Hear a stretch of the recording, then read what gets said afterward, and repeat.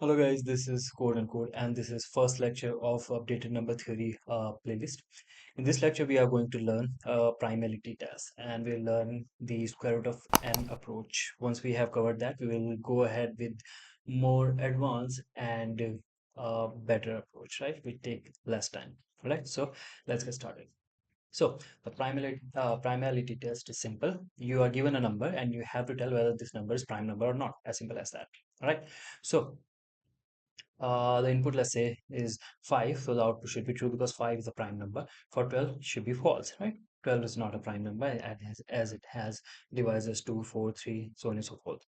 So yeah, this is primality test. So using brute force approach or naive approach, what you can do, you can define a function, and if n is equals to 1, it checks whether n is prime or not. So if n is equals to 1, simply return false because 1 cannot be a prime number.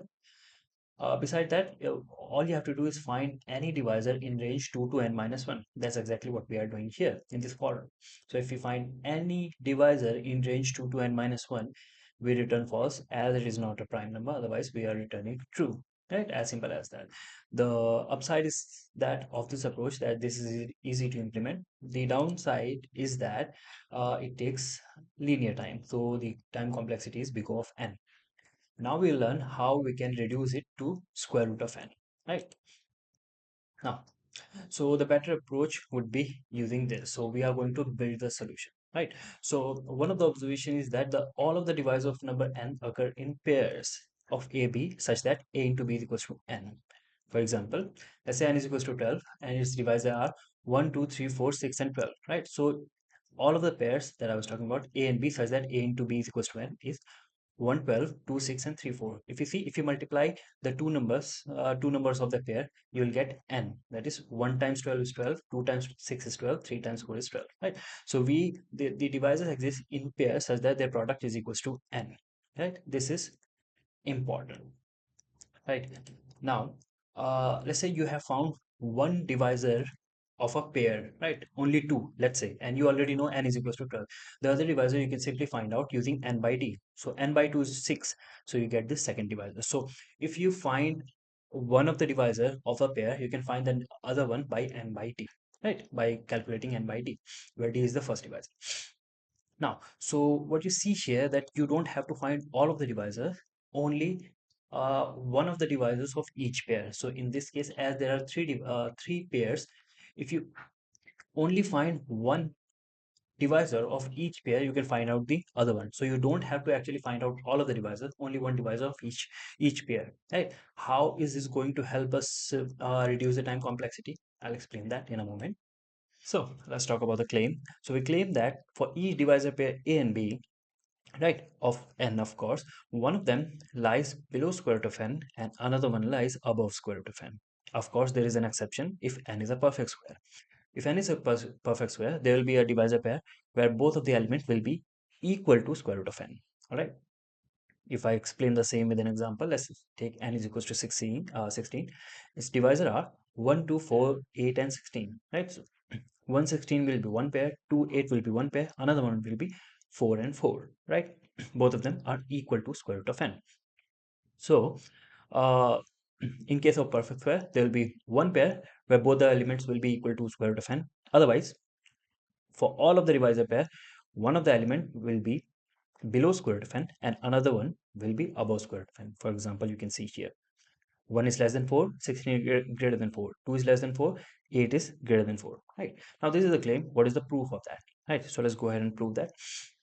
There'll be only three cases. Either A and B both are below square root of n, either A and B both are above square root of n, or the third case, one is below, one is above. Right. So we'll go ahead and prove that case one and case two are not possible. Right. These two cases are not possible, and hence by default, case three is the possibility. Right. So let's start with the first case, where both of the divisors are less than square root of n. If that is the case, their product will also be their product will be less than n. Apologies.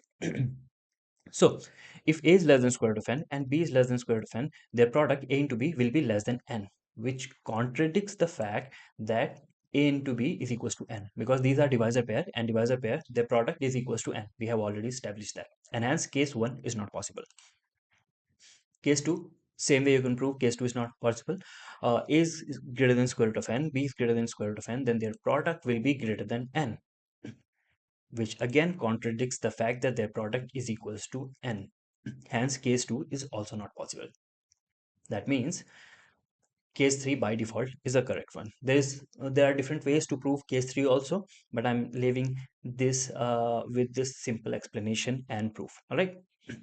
Now that we have these things, how we can finalize the algorithm. So see, a number is a prime if and only if there is a divisor, even a single divisor that is greater than 1 and less than n. For example, for 16, if you could find any divisor that is greater than 1 and less than 16, 16 is not a prime number, right? Now, we have already established that the divisor pairs exist in, sorry, divisors exist in pair A and B such that their product is equal to n. Also, half of them lie below square root of n, right? For each divisor pair, one is below square root of n, another one above square root of n, right? So what we can do, we can only look for the divisor pair which are below square root of n, right? We don't have to go beyond square root of n.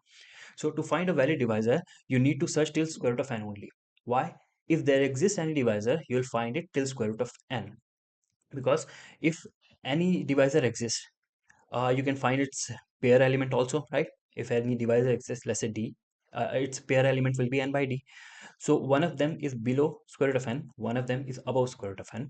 So, and we have already established that we only have to find only one of the elements of divisor pair, right? So we don't have to go beyond square root of n, because if divisor exists, it will also be below square root of n.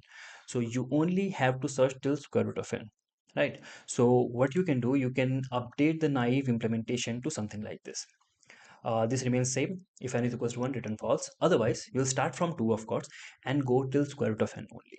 Right? So I into I less than equals to n. That means square root of n. Right? So if you find any divisor, return false. Otherwise, true. Right? So using this implementation, you can find out whether the given number is prime number or not in square root of n time. Right? So yeah, this is it for this lecture. If you have any doubt, query, or suggestion, you can post it down in the comment section. So thank you guys for watching, and till the next video drops, keep coding. Thank you.